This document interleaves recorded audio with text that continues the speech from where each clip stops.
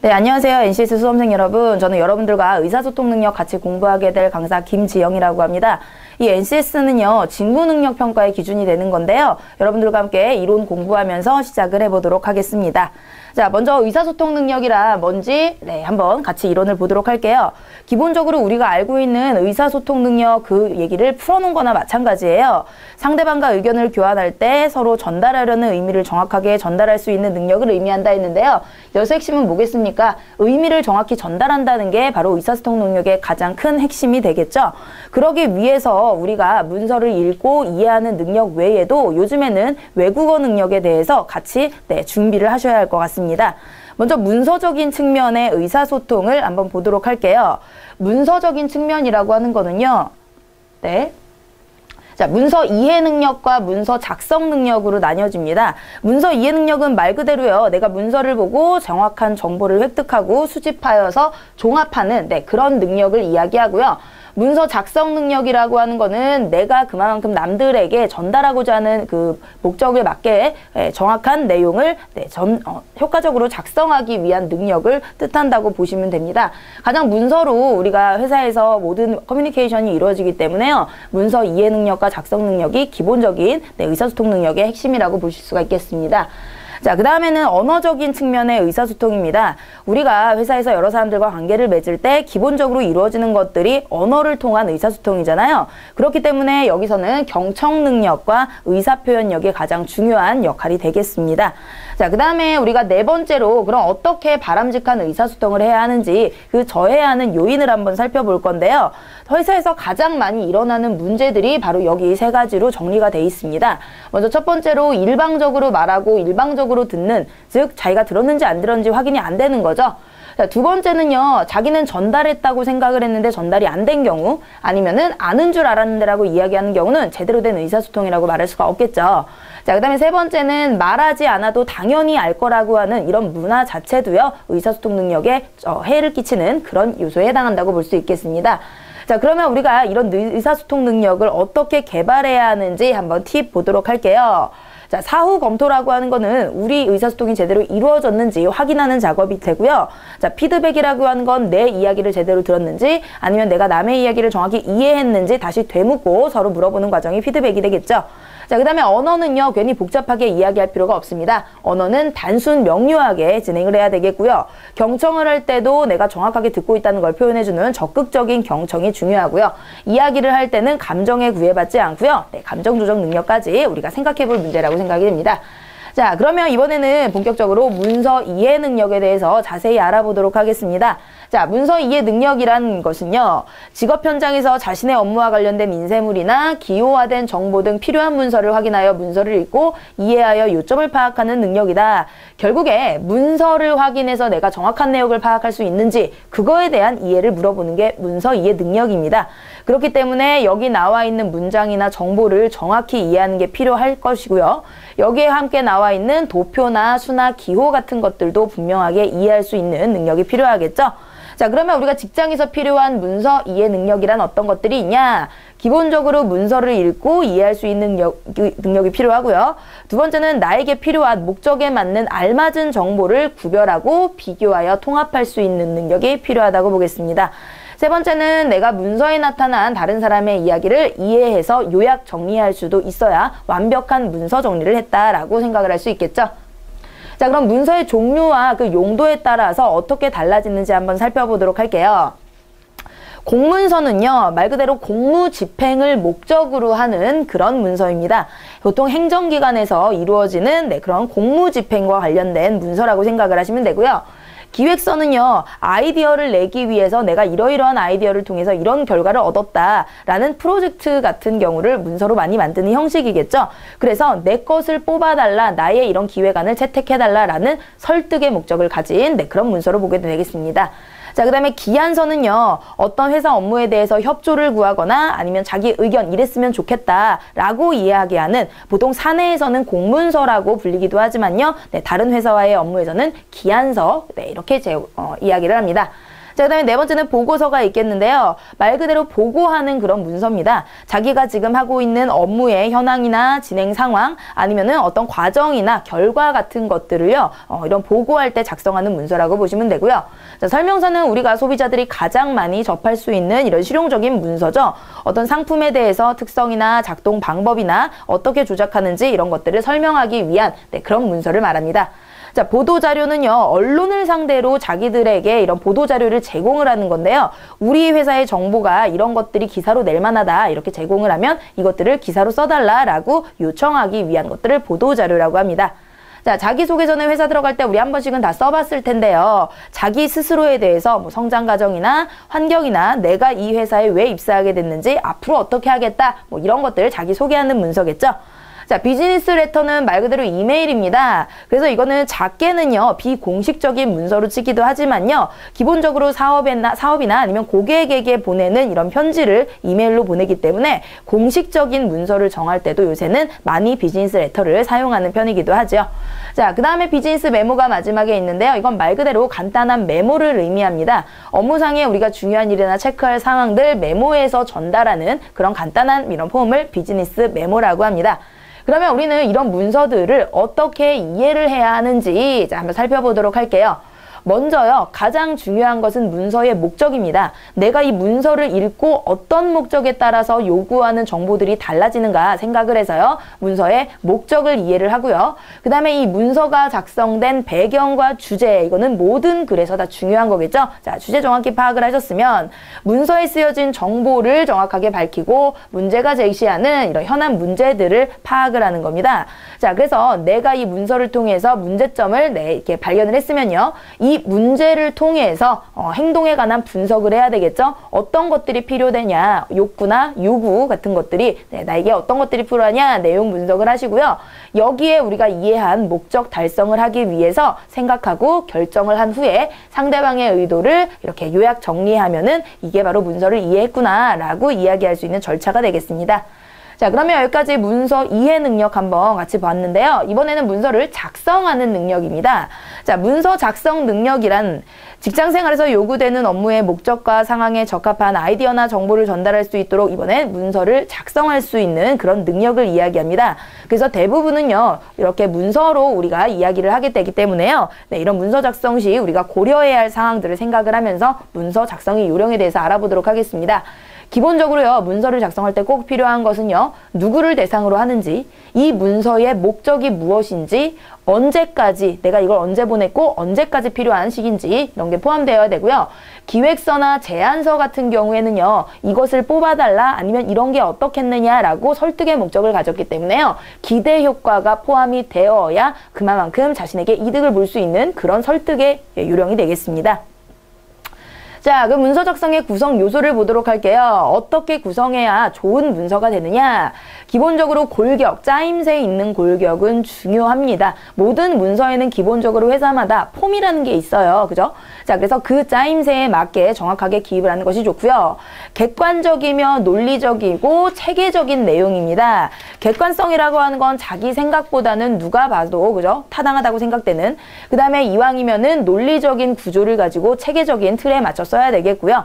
이해하기 쉬운 구조가 가장 중요하겠습니다. 내가 아무리 이런 좋은 목적을 가지고 썼더라도요, 남들에게 이해가 되지 않으면 아무 의미가 없는 문서가 돼버리겠죠. 그 다음에 문장은요, 명료하고 설득력 있는 문장으로 강한 인상을 심어줘야 되고요. 세련되고 인상적인 이런 효과적인 문장을 사용하면은 읽는 사람이 훨씬 더 좋게 받아들일 수가 있겠죠. 자, 그럼 이거 역시 종류에 따라서 어떻게 문서를 작성할 수 있겠는지 한번 살펴보도록 하겠습니다. 자, 먼저 공문서인데요. 우리 공문서라고 하는 거는 말 그대로 공적인 이런 일에 해당이 되는 거라고 했습니다. 육하 원칙에 맞게 누가 언제 어디서 무엇을 어떻게 왜가 정확하게 드러나도록 공적인 이런 대외적인 문서일수록 육하 원칙에 따라서 정확하게 기입을 해주는 것이 좋고요. 연도, 월, 일을 반드시 그죠? 기간 함께 기입을 하며 날짜 다음에 괄호를 사용할 경우에는 마침표를 찍지 않는다. 그러니까 날짜 다음에요. 뭐 괄호를 사용해서 뭐 월이나 이런 것들을 요일을 표기할 경우에는요. 마지막에 마침표를 찍지 않고 가로 닫고 그냥 끝내는 그런 의미입니다. 자, 세 번째는요. 이런 공문서 같은 경우는 한눈에 알아봐야 됩니다. 그래서 기본적으로 한 장에 모든 것을 담는 거를 원칙으로 하면서요. 마지막에 내가 여기서 끝을 낸다. 그죠? 그래서 끝이라는 말을 반드시 마무리로 넣어주시기 바랍니다.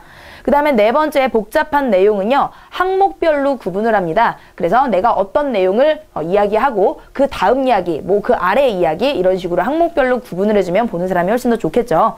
그 다음에 대외 문서나 장기간 보관되는 문서는요. 성격에 따라서 정확하게 기술을 해야 이렇게 분류를 해놓고 나중에 다시 필요한 경우에 찾아볼 수가 있겠죠.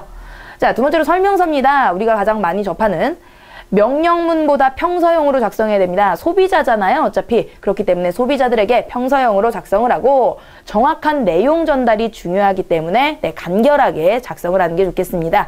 그 다음에 상품과 제품에 대한 소개가 기본이기 때문에요. 정확한 내용이 기술되어야 되겠죠. 자, 그 다음에 우리 전문 용어 같은 경우에 소비자들이 이해를 하지 못하는 경우가 많아요. 그래서 이해를 목적, 상품 설명을 목적으로 하기 때문에 당연히 쉬운 단어 위주로 사용을 하셔야 되고요. 도표를 이용해서 복잡한 내용을 시각화하여 그림이나 사진이 있으면요. 우리가 당연히 이해가 빨라집니다. 글로만 사용 설명서를 알려주는 것보다 우리가 이렇게 활용하면 된다 아니면 구조라든지 이런 거 그림을 통해서 알려주는 경우 많이 보셨죠? 자, 그 다음에 동일 문장의 반복을 피하고요. 다양한 표현을 써서 중복되는 표현이 없게 그렇게 설명을 해주시는 게 좋은 설명서가 되겠습니다. 자, 다음은 설득의 목적을 가진 기획서입니다. 상대가 채택을 할 수 있어야 합니다. 그게 바로 설득력을 갖춰야 하는 가장 중요한 요소겠죠. 그렇기 때문에 상대방에게 어필을 해야 되니까 상대방이 요구하는 점이 무엇인지를 정확히 파악하는 게 중요하다고 보겠습니다. 자, 두 번째는 핵심을 정확하게 기입하고 한눈에 파악되도록 체계적인 목차를 구성한다. 아무리 해도 우리 목차 같은 게 일목요연하게 정리가 돼 있으면 자기가 필요한 그런 부분만 찾아서 볼 수 있게 하는 배려잖아요. 그리고 한눈에 정확하게 모든 내용을 살펴볼 수 있기 때문에 목차 같은 거 중요하게 넣어주시고요. 자, 세 번째는 내용의 효과적인 전달을 위해서 시각화하는 도표나 그래프 같은 거 넣어주시면 훨씬 더 한눈에 알아보기 쉽겠고요. 제출 전에 반드시 충분히 검토해서 또 인용 자료가 있을 경우에 출처는 반드시 밝혀주셔야 한다는 거 중요합니다. 자, 그 다음에 보고서는요. 업무 진행 과정에 대해서 내가 제시를 하는 건데요. 이거 역시 내용의 중복 없이 간결 명료하게 전달하는 게 중요하겠죠. 자, 보고서는요. 이거를 가지고 내가 업무를 이렇게 처리했다 이야기하는 것이기 때문에 개인 능력을 평가하는 잣대가 됩니다. 그렇기 때문에 최종 점검 반드시 하고 제출을 하시고요. 그 다음에 세 번째 복잡한 내용은 역시 도표나 그림 활용을 하고 참고 자료는 인용, 출처 정확하게 제시를 하는 게 중요하겠습니다. 자, 그 다음에 우리 보고서를 전달을 하면요. 윗사람들이 이것에 대해서 질문을 할 경우가 많이 생기죠. 그렇기 때문에 예상 질문을 생각을 해보고 답도 준비하는 게 미리미리 준비하는 역할이 되겠죠. 자, 그러면 이런 문서 작성들을 어떻게 우리가 쓸 수 있느냐. 문장은 기본적으로 짧고 간결해야 합니다. 그래야 상대방에게 정확한 내용을 전달할 수 있겠죠. 두 번째, 상대방이 이해하기 쉽게 기본적인 이야기입니다. 그 다음에 한자 사용은 되도록 자제해야 모르는 경우, 한자를 모르는 상대방이 모르는 경우에도 이해가 잘 될 수 있겠죠. 그 다음에 간결체, 문장이 길어지면요. 내용이 중언부언되든지 아니면 호응 구조가 맞지 않든지 정확하게 무슨 얘기를 하는지 모르게 됩니다. 그러니까 문장은 한 문장에 하나의 팩트만 정확하게 간결하게 작성을 하시고요. 이왕이면 긍정문, 그게 상대방에게 읽혔을 때요. 훨씬 더 좋은 결과를 가져오게 됩니다. 자, 그 다음에 간단한 표제를 붙여서 항목별로 구분을 해주는 게 좋겠고요. 문서의 주요한 내용 먼저, 사람들이 글이 길어지면요. 집중력도 떨어지고 다 끝까지 보지를 않습니다. 그렇기 때문에 먼저 중요한 내용을 제시를 하고 뒷부분으로 갈수록 약한 내용 이렇게 제시를 하면 되겠습니다. 자, 그리고 문서 표현의 시각화라는 이야기를 많이 했는데요. 한눈에 보기 쉽도록 우리가 차트나 데이터나 이미지 같은 것들을 여러 가지 문장이나 통계적 수치 같은 것들을 표나 그래프, 사진, 그림 등으로 나타내는 것을 시각화라고 하는 거겠죠. 자, 그러면 다음으로 경청 능력, 잘 듣는 능력 한번 보도록 하겠습니다. 다른 사람의 말을 주의 깊게 듣고요. 공감하는 능력입니다. 자, 그래서 원활한 의사소통을 위해 기본적으로 말을 잘하는 것보다 잘 들어주는 게 너무나 중요한 이런 요소이기 때문에요. 우리가 꼭 갖춰야 할 그런 요소라고 생각이 됩니다. 자, 그럼 경청의 방법, 우리가 기본적인 예의를 갖추고 있다면 누구나 알 수 있는 겁니다. 혼자서 대화를 독점하지 않는다. 그래야 잘 들을 수 있겠죠. 두 번째는 상대방의 말을 가로채지 않고요. 이야기 가로막지 않고요. 의견이 다르더라도 일단 수용을 하는 게 좋습니다. 그래서 네가 그렇구나. 하지만 나는 이렇게 생각해라고 먼저 수용을 하고 자기 이야기를 하는 게 훨씬 상대방에게 좋은 인상을 심어줄 수 있고요. 말하는 순서를 지켜가며 이야기를 해야 되겠고요. 논쟁에서는 먼저 상대방의 주장을 들어주는 게 좋습니다. 왜냐하면 내 이야기를 하고 나중에 반박을 듣는 것보다 상대방의 이야기를 충분히 들어주고요. 그거에 대한 반박이나 자기 의견을 내세우면 좋은 인상도 심어줄 뿐더러 그 사람의 의견에 대한 반박도 쉽게 할 수 있겠죠. 자, 그 다음에 우리나라 사람들이 약한 시선을 맞추는 아이 컨택이라고 그러죠. 이런 것들도 중요한 요소, 내가 네 얘기에 관심이 있고 잘 듣고 있다라는 걸 보여주는 역할을 하게 됩니다. 자, 그 다음에 귀로만 듣지 말고 오감을 동원해 적극적으로 경청한다. 남자분들 이런 거 잘 못하시는데요. 여자분들 이렇게 하나 이야기하면 맞장구를 쳐주고 온몸으로 그렇게 맞장구를 쳐주고 하잖아요. 그런 것들이 경청의 방법이라고 하나 생각하시면 되겠습니다. 자, 경청의 올바른 자세입니다. 이거는 뭐 기본적으로 예의를 지킨다라는 생각으로 한번 보시면 되겠습니다. 자, 경청의 올바른 자세는요, 상대방을 정면으로 마주해야 합니다. 그래야 내가 너와 함께 이야기할 준비가 되어 있다라는 걸 보여주는 걸 테고요. 자, 손이나 다리를 꼬지 않는, 즉 손으로 팔짱 끼는 거라든지 다리를 꼬고 앉는 거는 기본적으로 예의에 어긋나죠. 이것은요, 상대방으로 하여금 개방적이지 않고 나는 폐쇄적이고 너의 이야기에 반박할 이런 준비로 사람들이 느끼기 때문에요, 마음을 열지 않는 모습입니다. 그러니까 그런 포즈를 취하지 않으셔야 마음을 열었다고 상대방이 느낄 수가 있는 거겠죠. 자, 그 다음에 상대방을 향해서 상체를 기울여 앉아야 내가 주의 깊게 네 얘기에 관심이 있구나 하는 느낌을 줄 수 있고요. 우호적인 눈의 접촉, 그죠? 눈이 바로 말에 가장 중요한 이런 역할을 합니다. 자, 비교적 편안한 자세를 취해서 자기가 전문가다운 자신만만함을 보여주면 훨씬 더 좋겠죠. 자, 그러면 이제 의사 표현 능력을 한번 보겠습니다. 잘 들어주었으면 나도 이런 의사 표현 능력을 정확하게 활용을 해야 되겠죠. 자, 의사 표현 능력이란 문제 살펴보도록 하겠습니다. 말하는 사람이 자신의 생각과 감정을 듣는 사람에게 음성 언어와 신체 언어로 표현하는 능력이다 라고 했는데요. 음성 언어는 우리가 하는 말이고요. 신체 언어는 비언어적인 표현이죠. 여기 하나 더 추가하면 반언어적인 목소리의 톤이라든지 크기라든지 높낮이라든지 이런 모든 요소들이 한꺼번에 복합돼서 표현이 되는 게 의사표현 능력이라고 합니다. 자, 그래서 이런 의사표현 능력은요, 어떤 직장 간의 관계나 개인 간의 관계, 이런 모든 조직의 관계를 유지하고 업무 성과를 높이는 데 필수적인 능력이겠죠. 자, 원활한 의사소통을 위해서 우리가 알아봐야 될 것들을 몇 개 보도록 하겠습니다. 먼저 좋은 화법을 위해서는요, 많은 독서가 필요합니다. 독서를 통해서 우리가 좋은 글 아니면 좋은 문장을 우리가 구현을 해낼 수도 있고요. 뭐 기본적으로 상식도 많아질 수 있겠죠. 자, 두 번째는요, 말을 하기 전에 먼저 잘 들어줘야 됩니다. 좋은 청중이 되어라. 그래야 그 사람이 이야기하고자 하는 것에 대해서 내가 맞장구도 쳐줄 수 있고 아니면은 그 기준에 맞춰서 상대방의 말을 받아줄 수도 있잖아요. 자, 칭찬 너무나 중요한 거겠죠. 칭찬에 인색하지 마시고요. 공감하고 긍정적으로 보이게 하라는 것은 원활한 의사소통의 기본이겠죠. 자, 그리고 상대방이 자신을 칭찬해 준다고 너무 우쭐해대지 마시고 겸손함을 잃지 마시고 좋은 관계를 유지하고 싶은 상대에게 먼저 자기 속마음을 드러내시면 훨씬 더 상대방도 효력을 발휘를 할 것이고요. 같은 내용보다도요, 완곡적으로, 그죠? 직접적으로 이야기하는 것보다는 우회적으로 돌려서 이야기하는 게 좋은 결과를 가져올 수 있습니다. 자, 그 다음에 첫 마디 말, 우리가 처음부터 본론을 시작하는 것보다요, 첫 마디 말을 어떻게 시작을 하는지에 따라서 그 사람의 전체 인상이 좌우된다고 하죠. 말도 마찬가지입니다. 자, 그 다음에 이성과 감성의 조화를 꾀해라 라고 얘기했는데요. 이성, 논리적으로 이야기하는 겁니다. 근데 우리가 대화를 하다 보면 논리만으로는 해결이 되지 않는 것들이 많습니다. 그래서 감성의 조화를 꾀하라 라고 이야기가 나오는 거고요. 대화의 룰, 우리 아까 이야기했듯이 상대방의 말을 가로막지 않고 혼자서 의사표현 독점하지 않고요. 반론의 기회도 주고 임의로 자기 마음대로 화제를 바꾸지 않는, 그리고 중요한 거 문장은요, 주어부터 서술어까지 정확하게 다 말해주는 게 정확하고 논리적인 표현이 되는 겁니다. 자, 그리고 우리 이런 세계화 시대에 맞추어 기초 외국어 능력도 기본적으로 우리가 가지고 있어야 하는 그런 능력이겠죠. 자, 근데요, 외국어를 너무 잘하는 뭐 이런 능력을 얘기하는 것이 아닙니다. 외국인들과의 의사소통을 하는 경우는 사실 회사에서 그런 해외 지사를 나가든지 이런 게 아니고서는 그렇게 많지 않아요. 그러니까 직업 생활 중에서 우리가 필요한 문서에 대한 이해, 아니면 우리가 문서를 보내거나 할 때 쓸 수 있는 요 정도 의사표현이나 이런 경청하는 기초적인 의사소통 능력을 외국인과도 자연스럽게 할 수 있는 이런 능력을 뜻하는 겁니다. 자, 그러면 이런 능력 어떻게 위에 공부를 할 수 있을지 한번 살펴보도록 하겠습니다. 외국어 공부는요, 우리가 목적이 중요합니다. 내가 여행을 가기 위해서 공부를 한다 하면 그날까지, 여행 가는 날까지 열심히 하겠죠. 이거 역시요, 우리가 어떤 목적, 목표를 정해서 공부를 하면 훨씬 더 효율적인 공부가 되겠고요. 매일 30분씩 눈과 손, 입에 뵐 정도로 반복하여 공부하자. 뭐 이거는요, 네, 말로만 하는 게 아니라요, 온 감각을 다 동원해서 외국어를 배우는 것이 훨씬 더 습득이 잘 된다고 합니다. 자, 실수를 두려워하지 말고 기회가 있을 때마다 외국어를 말하자. 자, 이게 바로 우리나라 사람들 많이 못하는 거죠. 아무리 토익 점수 좋고 이래도요, 외국 사람들 만나면 얼어버려서 말이 잘 안 나온다고 하잖아요. 가장 중요한 능력이 바로 대화 능력입니다.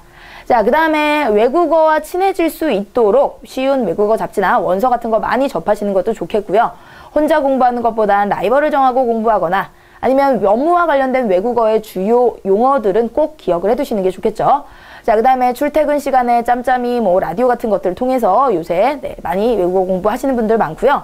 외국어 단어 암기할 때는 그림 카드도 사용해보자. 가능하면 외국인 친구들 많이 사귀어서 대화할 수 있는 기회를 많이 만들어보면 좋겠습니다. 자, 이런 게 중요한 겁니다. 외국인과 의사소통할 때 피해야 할 행동, 서로 문화와 사회적인 것들이 다르기 때문에요. 우리가 조심해야 할 것들을 몇 가지 알아보도록 할게요. 자, 상대방을 볼 때 흘겨보거나 아예 보지 않는 행동, 이거는 우리나라에서도 마찬가지죠. 전 세계 공통적으로요, 상대방 눈을 맞춰주고 그 다음에 잘 듣는다 라고 이야기하는 좋은 표정으로 바라봐주는 게 좋겠고요. 팔이나 다리를 꼬는 행동, 이거는 반감을 가질 수 있게 하는 열린 마음이 아니라는 겁니다. 표정 없이 말하는 거, 우리나라 사람들 너무 표정이 딱딱하다 그러잖아요. 네, 웃으면서 요양면 밝은 표정으로 이야기해주는 게 좋겠고요. 대화에 집중하지 않는 거, 이거는 누구에게나 예의가 어긋나고요. 맞장구를 치지 않거나 고개를 끄덕이지 않는 거, 이거는 외국 사람들일수록 훨씬 더 이런 표현들이 자유롭고 네, 활발하죠. 그래서 우리도 이렇게 맞장구 쳐주고 고개를 끄덕이면서 내가 네 의사 표현을 제대로 이해하고 있다, 잘 듣고 있다 라는 걸 보여주는 이런 리액션이라고 생각을 하시면 됩니다.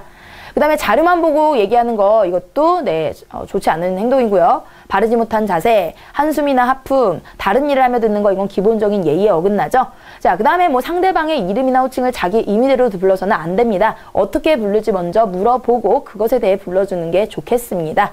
자, 이렇게 기본적인 네, 의사소통 능력 전반에 대해서 우리가 한번 살펴봤습니다. 자, 그러면 의사소통 능력 한번 문제 같이 풀어보도록 하겠습니다.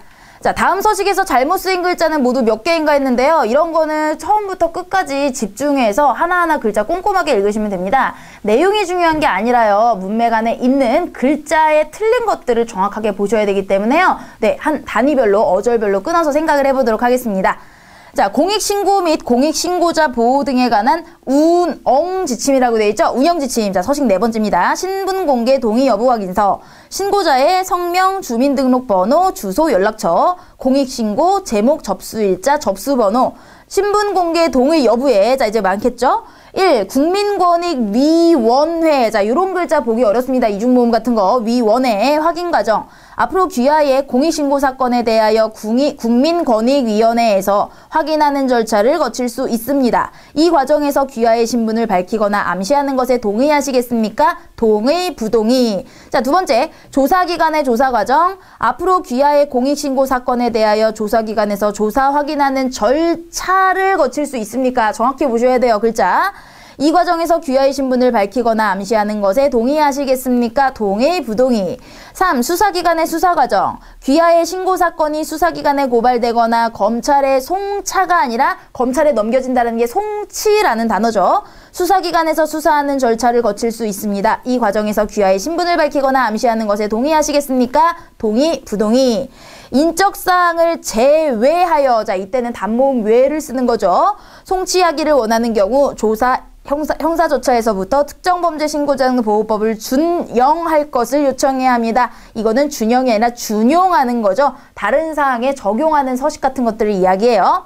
위 신고자 본인은 인적사항 등 신분공개 동의 여부에 대해 위와 같이 확인합니다. 2000몇 년 월 1일 그 다음에 신고자 인 또는 서명, 한국중부발전사장 귀하 210에 297mm 일반 용지, 이 마지막까지 꼭 보셔야 된다고 그랬죠?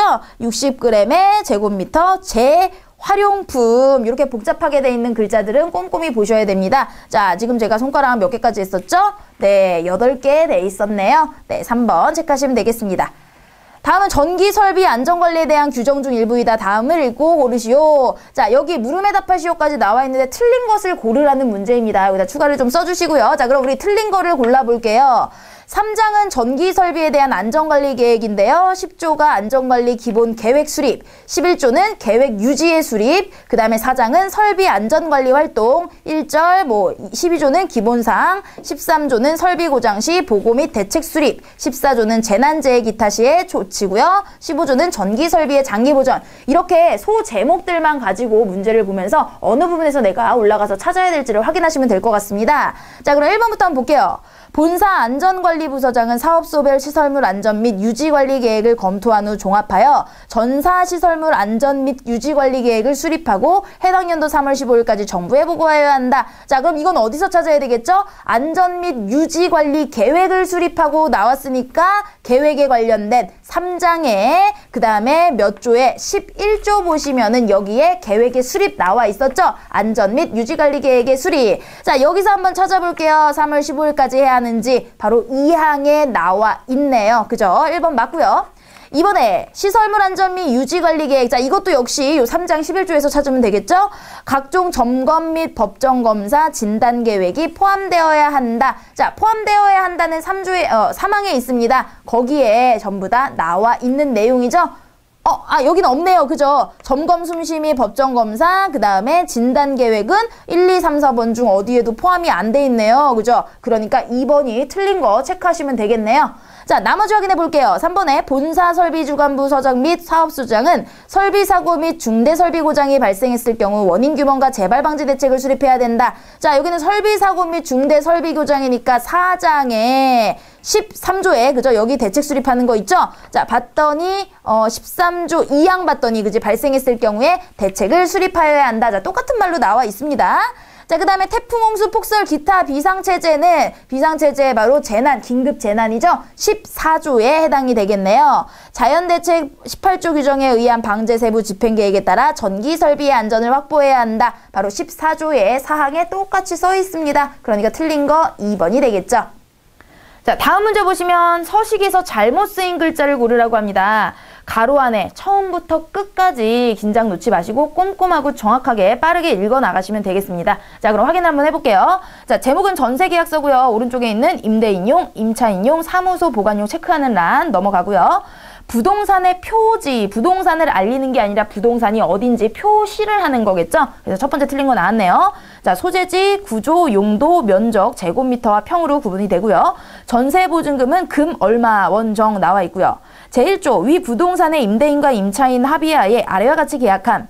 2조, 위 부동산의 임대차에 있어 임차인은 전세보증금을 아래와 같이 지불기로 함이 아니라 지불키로 함이죠. 뭐뭐 하기로 함에 히읗과 기역이 합쳐져서 키읔으로 축약이 되는 거예요. 지불키로 함. 계약금은 몇 원정은 계약 시에 지불하고 중도금 얼마는 2000몇 년까지 지불하며 잔금 원정은 네, 이렇게 중개업자 입회하에 지불함. 뭐 틀린 거 없고요. 3조, 위 부동산 명도는 2000 몇 월 며칠로 함. 제4조, 임대차 기간은 2000 몇 월 며칠 몇 개월로 함 나와 있고요. 제5조, 임차인은 임대인의 승인하에 개축 또는 변조할 수 있으나 계약 대상물을 명도 시에는 임차인이 일절 비용을 부담하여 원상복구하여야 함. 자, 일절이 나왔는데요. 일절은요, 뒤에 부정어가 따라와야 돼요. 일절 뭐뭐하지 않다 이런 식으로요. 모든 것을 뜻하는 것은 일체라는 표기를 씁니다. 그래서 이거 일체에 바꿔주시고, 제6조, 임대인과 중개업자는 별첨 중개물건 확인설명서를 작성하여 서명 날인하고 임차인은 이를 확인 수거가 아니라 수령이겠죠. 수거는 거두어 가는 거고요. 이거는 받는 거니까 수령이라는 단어가 적절하겠네요.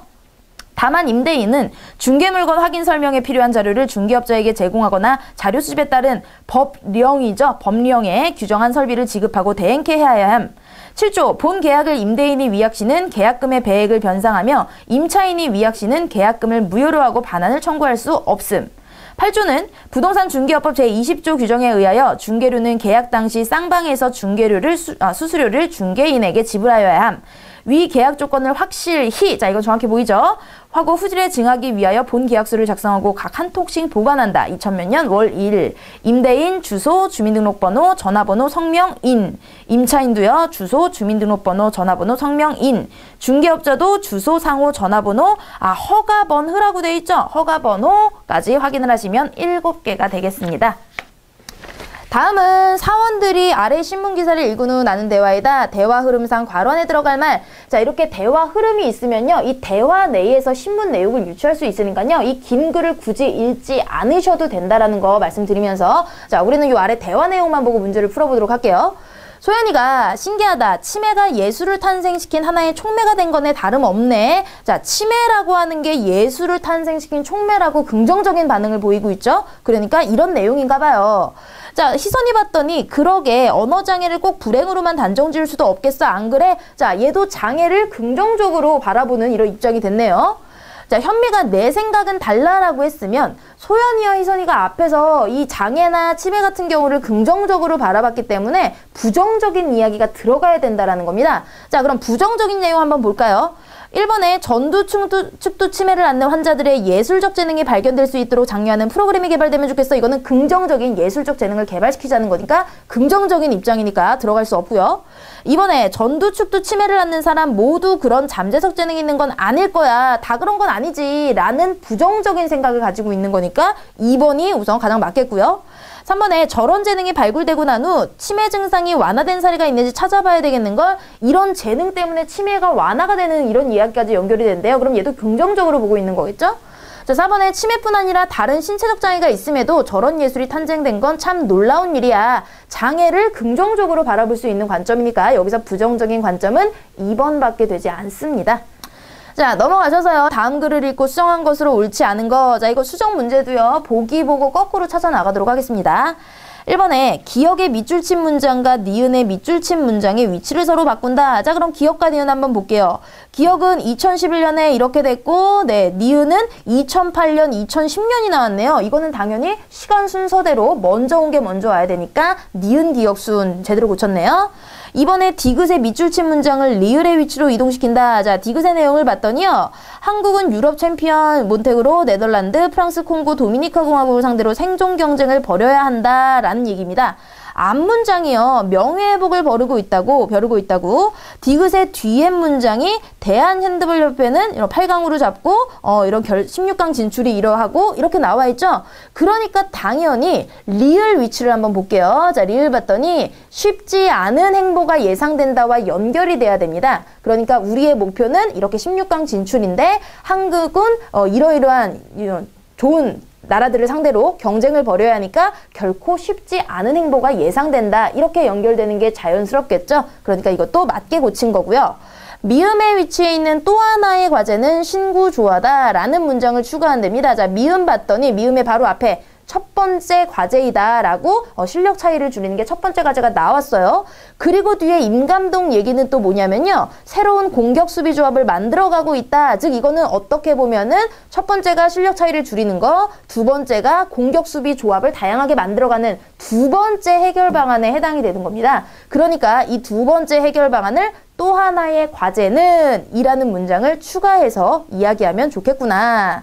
자, 그 다음에 4번에 비읍의 밑줄친 문장은 또한 문장의 통일성을 해침으로 삭제한다. 자, 대표팀은 오늘 27일 노르웨이로 떠나 노르웨이, 러시아, 네덜란드가 참가하는 4개국 친선대회를 통해 경기력을 끌어올린 뒤 내달 초 결선지인 세르비아에 입성한다. 자, 이거는요. 이 전체적인 내용을 정리하면서 연결되는 내용이잖아요. 같은 내용이 연결되는 거니까 이거는 삭제하는 게 아니라 그냥 내버려둬서 우리 대표팀이 앞으로 이런 과정을 거칠 것이다 라는 이야기를 하고 있으니까요. 괜히 고친 부분이 되겠죠. 4번이 틀린 내용이겠습니다. 가병원에 근무하는 A씨는 홈페이지에 올릴 예약 안내문 초안을 작성하였다. 초안을 검토하며 수정해야 할 사항에 체크한 것이 다음과 같을 때 수정하지 말아야 할 거. 자, 수정한 게 바로 여기 추가하거나 뭐 밑줄을 쳐서 바꾼 이런 내용인데요. 잘못 추가한 거, 잘못 고친 거, 괜히 고친 거 이런 것들을 찾으시면 됩니다. 자, 기억을 보시면 평일에 이만큼 예약 가능한데 점심시간은 제외한다. 이거는 그죠? 사람들에게 정보를 주는 거니까 필요한 내용이고요. 니은을 보시면 전화로 예약 후 진료를 받으시기 바랍니다를 직접 내원하여래요. 왜 그러냐면 그 바로 위에 문장을 보시면요. 당일 예약은 어려우며 주치의 진료 시간에 맞추어 2, 3일 전에 예약하셔야 한다고 분명히 나왔어요. 그랬는데 당일 진료를 원하실 때 전화로 예약을 하랍니다. 그죠? 직접 당일 예약은 불가능하다라고 나왔으니까 직접 내원하시라라고 수정을 해주는 게 좋겠고요. 그 다음에 디귿을 보시면 디귿이 접수 취소에 관한 내용을 추가한다. 자, 방문 예약을 이렇게 할 수 있으면 예약이 가능합니다 했는데 접수를 취소할 경우도 당연히 들어가줘야 예약과 취소 두 가지가 다 들어갈 수 있으니까 가능한 내용이고요. 리을을 보시면 예약을 하신 분은 반드시 접수할 때 접수 창구에 말씀해 주셔야 합니다를 온라인 예약 항목으로 이동하래요. 예약을 하신 분은 모든 사람에게 해당이 되는 건데 이거를 굳이 온라인 예약 항목으로 이동을 하면 오히려 범위가 좁아지는 결과를 가져오게 되는 거죠. 그러니까 이거는 그대로 있어야 되는데 괜히 밑줄을 쳐놓은 부분이 되겠습니다. 그래서 4번이 틀린 부분 체크할 수 있겠고요. 자, 그 다음에 임플란트 수술 후에 병원으로부터 이런 주의사항을 전달받았는데 자, 올바르게 행동한 거 보시면 되겠습니다. 자, 1번 보시면 A씨는 거즈를 너무 세게 물어서 임플란트에 과도한 힘이 가해져 좋지 않을 것 같다는 생각에 1시간이 지난 후에 거즈를 뺐다. 자, 1번 보시면 2시간 동안 물고 있어야 한다라고 반드시 나왔죠. 그러니까 이거 잘못한 거고요.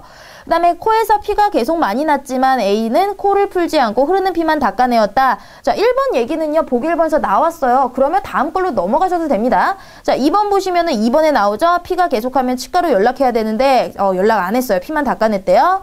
자, 3번 보시면 A씨는 하루 3번 아침 7시, 오후 3시, 밤 11시에 야식을 먹은 후 약을 먹었다. 자, 그 다음에 3번 보시면 약을 3번 8시간 간격으로 먹는 것이 좋다고 그랬는데 얘 8시간 간격으로 잘 했네요. 그러니까 3번이 네, 옳은 거고요. 4번에 A씨는 수술 다음날 수술 부위 붓기를 가라앉히기 위해 찜질방에 갔다. 자, 5번에 찜질방 사우나 당분간 3, 4일 동안 피하라고 그랬는데 갔으니까 이것도 잘못된 행동이죠. 자, 이런 거에 1번, 2번, 3번, 4번, 5번 이렇게 나와 있는 경우는요. 대부분 100%라고 말씀드리기는 어렵지만 대부분 위에서부터 차례대로 순서대로 나오는 경우가 많고요. 1번 문항에서 나온 얘기를 또 1번에서 같은 보기를 주면서 나오진 않기 때문에요. 1번 나왔으면 2번, 3번 이렇게 차근차근 읽어보시면서 서로 쌍을 맞춰보시면 되겠습니다. 자, 이번에는 냉장고 사용 설명서입니다. 아래 내용을 읽고 주어진 질문에 알맞은 답을 고르시오 하면서 냉장고 각 부분의 명칭부터 규격부터 자 이렇게 크게 분리를 해서 잔뜩 이렇게 나와 있습니다. 자, 그러면 문제를 바로 보도록 하겠습니다. 문제가 4개나 연결이 돼 있어요. 자, 첫 번째 연결된 문제를 보시면요. 위 설명서를 기준으로 판단할 때 KH123에 대한 설명으로 알 수 없거나 틀린 것을 모두 고른 것은 자, 그럼 어느 곳에서 찾아서 확인해야 되는지 를 빨리 찾아내는 게 관건이겠죠. 가를 보시면요. KH123은 220V 전격 전압에 60Hz의 주파수를 가지며 냉장실 용량은 110L이다. 자, 이거는 처음에 규격의 부분에 나와 있는 거죠. 제품 규격 확인해 봤더니 전격 전압과 주파수 확인됐고요. 유효 내용적도 냉장실에 110L 확인될 수 있겠습니다. 가 맞는 거 체크해 주시고 나를 보시면 주위 온도 5도 이하에서 사용할 때는 냉동실 온도가 양냉이 될 수 있으니 설치 위치를 변경해야 된다. 자, 온도와 관련된 이야기예요. 자, 온도 얘기 어디 있는지 한번 쓱 살펴봤더니 그죠? 온도, 5도 뭐 이런 거 관련된 거 숫자 같은 거는 쭉 확인해 보면은 네, 금방 보일 수 있으니까요. 그런데 딱히 5도 이하에서 사용할 때 자, 그러면은 사용시 주의사항이라든지 뭐 조치사항이라든지 이런 게 나와야 되는데요. 자, 전혀 관련된 게 없습니다. 오히려 온도가 나오는 건요. 식품 상태와 관련했을 때 10도 이하이면 주의온도 영향으로 내부가 올 수 있으니까 10도 이상으로 옮겨주십시오가 나와 있습니다. 자, 그러니까 이 주의 위치와 관련된 나의 내용은 네, 냉장고 식품이 얼 때 이 10도에 관련돼서 틀린 내용이 되겠고요. 달을 보시면 냉장고 실내 등의 전압은 240이며 실내 등을 교환할 땐 서비스 센터에 연락해야 한다. 자, 냉장고 실내 등과 관련된 이야기 한번 확인을 해봤는데요. 자, 실내 등을 보시면요. 실내 등 얘기는 뭐 딱히 나와 있는 게 없습니다. 그죠? 자, 보시면 전원 설치 경고사항에도 딱히 없고요. 전원 설치 및 주의사항에서도 이거는 뭐 콘센트와 운전과 관련된 거고요. 그죠? 운반 시에 관련된 것이고요. 그 다음에 안전점검 역시 뭐 문제점이 있을 때 접지와 전원 연결 같은 경우에도 뭐 콘센트가 얼마고 누전 차단기가 얼마고 그죠? 그 다음에 식품 관련해서 차갑지 않을 때, 식품이 얼 때, 그 다음에 고장이 아닌 경우 확인해 보시면은 여기서도 실내 등과 관련된 내용은 딱히 없기 때문에 우리가 이거를 가지고 찾을 수 있는 것은 없습니다. 그러니까 이건 알 수 없는 내용이네요.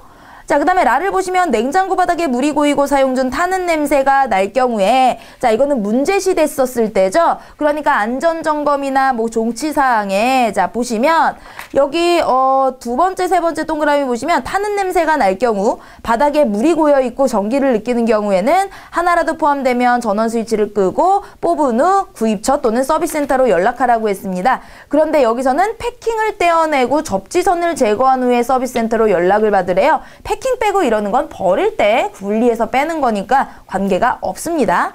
자, 말을 확인해 보면요. 플러그를 빼고 다시 꽂을 때는 5분 이상 지난 후 꽂아야 하며 가스가 셀 때는 냉장고를 만지지 말고 즉시 환기시켜야 한다. 자, 이 마 내용 확인해 봤더니 그 전원 설치 주의사항에 보시면요. 첫 번째 동그라미에 있죠. 콘센트 플러그를 뺀 후에 다시 꽂을 땐 5분 이상 경과 후 꽂아 주십시오. 그러니까 가와 마만 맞는 설명이 되겠습니까? 아, 여기선 틀린 걸 고르라고 그랬죠? 그럼 가, 마를 제외한 나다라 4번 고르시면 되겠네요. 자, 이번에는 여러 부품들이 팽창하거나 수축할 때는 어떤 현상이 발생하는가 라는 내용인데요. 그러면은 이런 소리가 난다든지 문제가 생긴다든지 이런 거는 고장 원인으로 우리가 알아봐서 해결을 해야 됩니다. 사용설명서에. 그러면 고장이 아닌 경우를 한번 살펴보시면요. 여기에 두 번째 항목에 냉장고 내에 여러 부품들이 수축 팽창하는 소리입니다 라고 뚝딱하는 소리 항목에 나와 있는 거죠. 자, 여러 가지 뚝딱하는 소리 4번에 바로 우리 고르실 수가 있겠고요.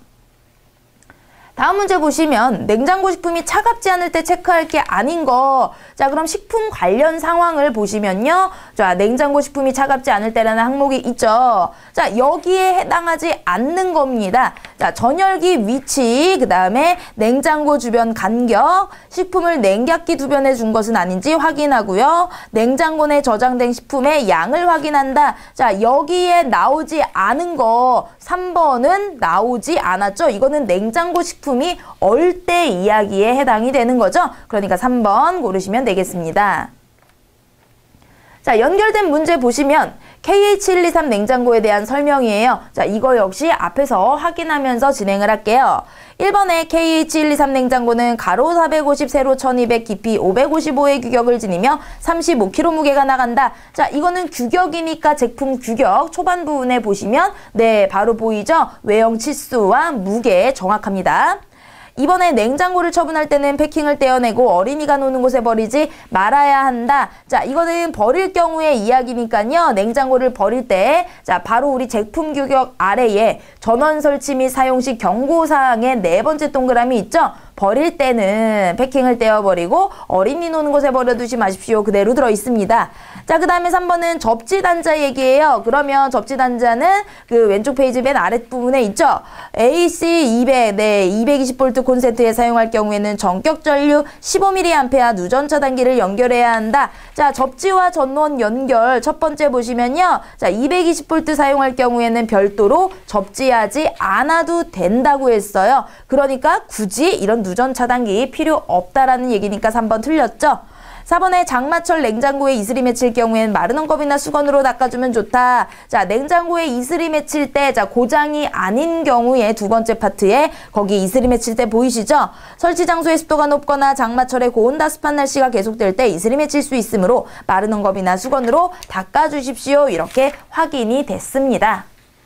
자, 다음은 전세보증, 반환보증의 약관 중 일부입니다. 자, 이걸 가지고 한번 보도록 할게요. 자, 문제가 두 개 연결이 돼 있는데요.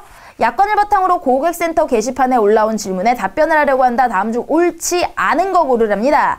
자, 1번의 질문이 이거예요. 보증서에 적혀있는 보증기간이 딱 하루 지났는데 보증회사에서 미반환된 전세보증금 받을 수 있나요? 자, 보증회사는 보증서에 기재된 보증기간 이내에 미반환된 전세보증금에 한하여 책임을 부담하므로 보증회사에선 받을 수 없습니다. 자, 책임 부담에 관한 겁니다. 자, 그러면 이 소제목들 한번 살펴보자고요. 책임 범위가 어디 나와 있냐? 3조에 봤더니 보증 책임 범위라고 소제목 달려 있습니다. 보증서에 기재된 보증기간 이내에 미반환된 전세보증금에 한하여만 책임을 부담하니까 네, 돌려받으실 수 없습니다. 저희는 책임질 수 없습니다라는 A, 맞는 얘기죠. 자, 다음 두 번째 보시면 원룸에 전세로 살고 있는데 그 원룸이 경매로 넘어갔어요. 배당 후에도 전세금을 돌려주지 않고 있는데 어떻게 해야 하나요? 자, 1월 이내에 내용을 보증회사로 통지해야 합니다. 자, 그럼 통지에 대해서 이야기하는 거죠. 자, 통지 1월 이내에 통지하고요. 이런 서류를 제출해서 이행 청구를 하시기 바랍니다. 자, 통지 의무를 쓱 봤더니 자, 통지 의무 5조에 있습니다. 5조에 주채무자 또는 보증채권자는 다음 각호의 어느 하나에 해당하는 사유가 발생한 경우에 1월 이내에 맞았죠? 통지하여야 합니다. 여기에 바로 세 번째 경공매 개시 결정을 통보받았을 때가 들어있네요. 바로 요게 네, 경매에 넘어가게 됐어요. 바로 나와 있는 거죠. 자, 3번 질문 보시면 현재 살고 있는 전세방에서 이사를 가려고 했는데 계약 만료 기간을 깜빡하고 집주인에게 이사한다는 걸 말하지 않아서 묵시적 갱신입니다. 그래서 줄 수 없다고 하는데 미리 받을 수 있나요? 답 봤더니 보증사고에 해당하지 않으므로 책임을 부담하지 않습니다. 줄 수 없다라는 거예요. 보증사고에 해당하는지 안 하는지 확인을 해봐야 되겠죠? 보증사고를 쓱 봤더니 6조의 소제목이 보증사고예요. 자, 보증사고에서 우리 묵시적 갱신 얘가 얘기했죠? 바로 2항 보시면 묵시적 갱신을 포함합니다. 여기에 해당되지 않은 경우 내가 책임을 져준다 했으니까 얘는 묵시적 갱신에 해당이 되니까 얘네가 책임을 져줄 수 없다라는 거죠. 그러니까 답 제대로 해줬습니다. 자, 그러면 다음 볼게요. 자, 4번에 보증채권자는 언제까지 보증회사의 보증책임의 이행을 청구할 수 있나요? 자, 이행 청구는 8조가 되겠죠. 자, 8조 한번 살펴보겠습니다. 8조에 뭐라고 돼 있냐면요. 이행 청구. 3항에 있습니다. 보증채권자는 보증사고일로부터 2월 이내에 보증 이행을 청구하여야 합니다. 근데 여기는 1월 이내라고 했으니까 4번이 틀린 게 되겠죠. 자, 그 다음에는 4조, 5조에서 잘못된 글자 몇 개인지 찾는 겁니다. 자, 그럼 우리 집중해서 한 글자 한 글자 또박또박 보도록 할게요. 자, 4조부터 갑니다. 보증조건의 변경이에요. 1항. 주채무자 및 보증채권자는 보증회사로부터 서면에 의한 동의를 받지 아니하고는 자, 동의를 받아야 되는 거 동위가 아니라 동의죠. 보증조건을 변경할 수 없습니다. 2. 보증조건의 변경은 보증회사가 변경사항을 주채무자 및 보증채권자에게 서면으로 알리거나 보증서의 보증조건을 장정화해서 재교부한 게 아니라 정정한 거죠. 고친 거. 그런 경우에만 성립합니다. 5조는 통지 의무예요. 주채무자 또는 보증채권자가 다음 각 호에 어느 하나에 해당하는 사유가 발생한 경우에는 1월 이내 서면으로 그 내용을 보증회사에 통지하여야 합니다. 알리다 통지죠. 통집이 아니라. 주채무자 또는 보증채권자가 변경되었을 때, 주채무자, 보증채권자, 연대보증인의 주소가 변경되었을 때, 경공매의 개시 결정을 통보받았을 때, 보증사고가 발생하였을 때, 보증사고 사유가 해소되었을 때, 전세계의 약인데 개악으로 돼 있죠? 종료되었을 때, 기타 보증회사의 보증채무에 영향을 미치는 사항이 발생하였을 때, 보증회사는 주채무자 또는 보증채권자가 정당한 사유 없이 제1항의 통지를 지연하거나 하지 않음으로써 증가된 채무는 부담하지 아니합니다. 부담하지 않는다라는 얘기죠? 네, 그러니까 5개 틀린 게 되겠습니다. 자, 다음 문제 볼게요. 다음은 안전보건공단에서 제정한 가스 누출 감지 경보기 설치에 관한 기술상의 지침이다. 자, 문제를 한번 넘겨서 보도록 하겠습니다. 세 문제가 같이 연결이 되어 있네요. 다음 중 A부터 E 중에 가스 누출 감지 경보기를 적절한 곳에 설치하지 않은 사람은 자, 그러면 우리 적절한 곳 설치 장소, 설치 위치 이런 항목들을 찾아야 돼요. 자, 항목 찾아봤더니 제목 옆에 가로 안에 있죠? 4조와 5조 부분에서 우리가 확인을 해보면 된다라는 뜻입니다. 자, 1번 보도록 할게요. 방폭지역 내에 위치한 변전실에 가스 누출 감지 경보기를 설치하였다. 자, 한번 확인을 해봤더니 4조에 4번 보시면 방폭지역 이내에 위치한 변전실 들어가 있죠. 자, 2번 B는요. 공기보다 비중이 무거운 라돈가스의 특성을 고려하여 가스 누출 감지 경보기를 건물의 환기구 부근에 설치하였다. 자, 이거는 5조 설치 위치에 네, 1항의 두 번째 항목을 보시면 가스의 비중이 공기보다 무거운 경우에는 건축물 내의 하부에 하라고 있습니다. 그러니까 2번이 틀렸구나 알 수 있겠죠. 자, 나머지 확인해 드릴게요. C가 가스 누출 감지 경보기의 경보기를 근로자들이 상주하는 곳에 설치하였다. 자, 근로자들이 상주하는 곳 역시 5조에 보시면 5조에 동그라미 두 번째 2항이죠. 경보기는 근로자가 상주하는 곳에 설치해야 한다 있고요. D도 보시면 건물 밖에 설치된 가연성 및 독성 물질을 취급하는 압축기 주변에 가스 누출 감지 경보기를 설치하였다. 자, 설치 장소 4조 보시면 1항에 건축물 내외에 설치되어 있는 가연성 및 독성 물질을 취급하는 압축기 밸브 나와 있죠. 자, 그러니까 맞는 게 되겠습니다.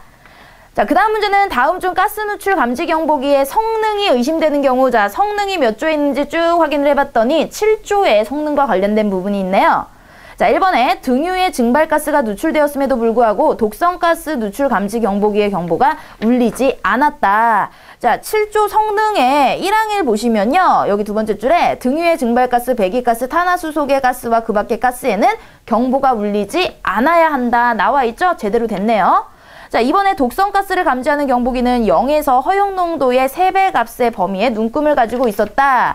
자, 이거 글자 나온 거 보시면 이거 역시 7조에 4번에 있네요.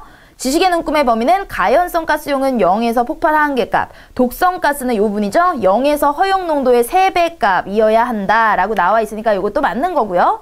자, 3번에 경보 발신 후 곧바로 조치를 취할 수 없는 상황이라 그대로 두었더니 가스 농도의 변화에 따라 저절로 경보가 정지되었다. 자, 이거는요. 5번을 보시면 7조의 5번을 보시면 경보를 발신한 후에는 가스 농도가 변화해도 계속 경보를 울려야 하며 라고 나와 있습니다. 그러니까 잘못된 거죠. 계속 울려야 한다라는 거고요. 자, 네 번째 확인할게요. 일산화탄소를 감지하는 가스 누출 감지 경보기를 설치하였는데 경보 농도의 1.6배인 상태에서 30초 이내로 경보가 울리지 않았다. 자, 그거는 7조에 2번을 보시면 나와 있네요. 그죠? 가스 누출 감지 경보기의 가스 감지에서 경보 발신까지 걸리는 시간은 경보 농도의 1.6배인 경우 보통 30초 이내일 것. 다만 여기 뒤에 부분 나오죠?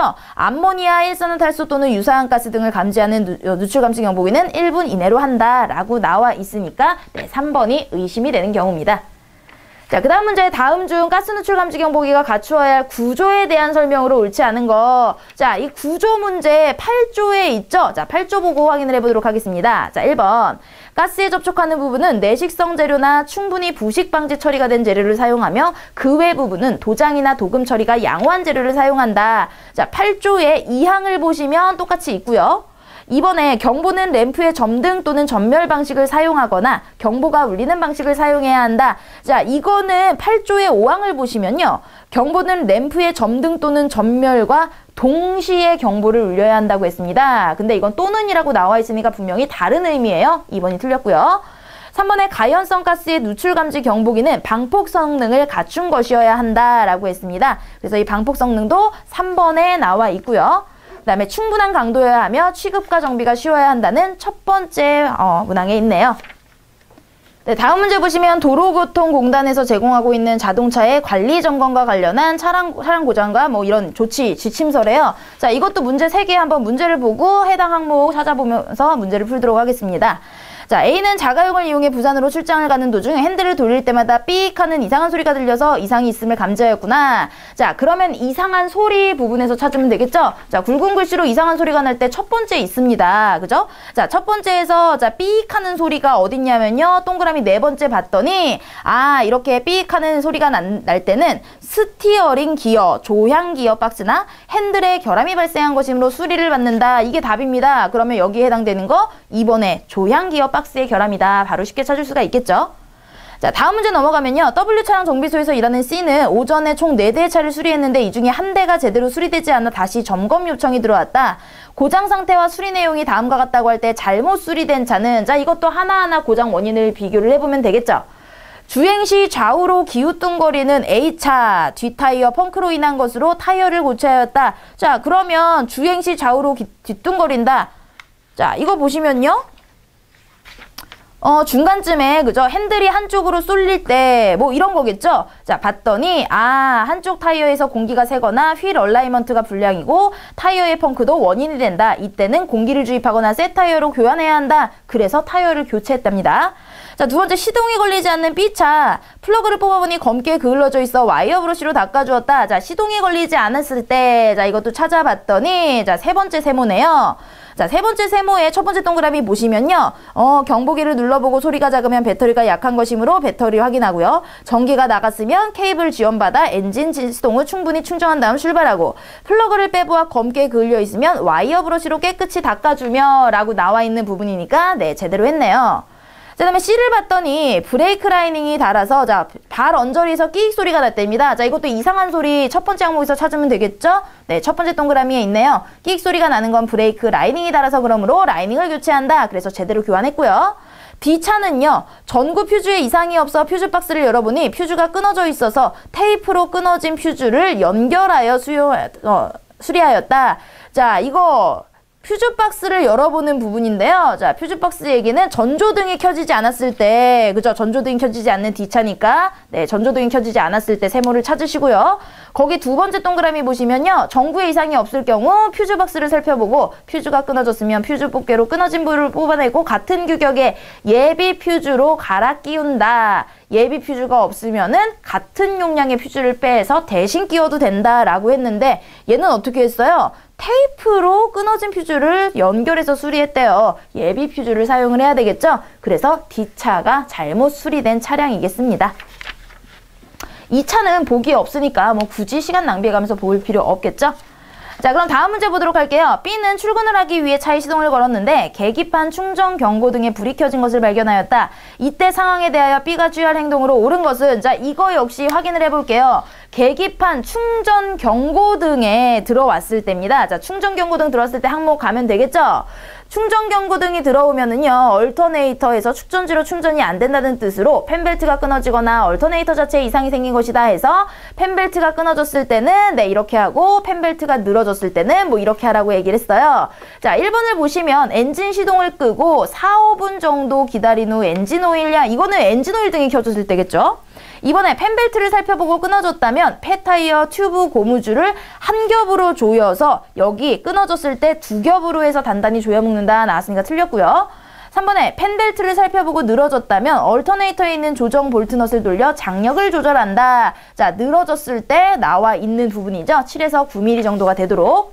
네 번째, 펜벨트를 살폈는데 이상이 없는 경우 단순 계기판 오류이므로 주행을 계속해도 된다가 아니라 마지막에 가까운 정비 공장에 연락해 정비 조치 후 운행한다 라고 나와 있었습니다. 그래서 제대로 한 거 네, 3번이 되겠네요.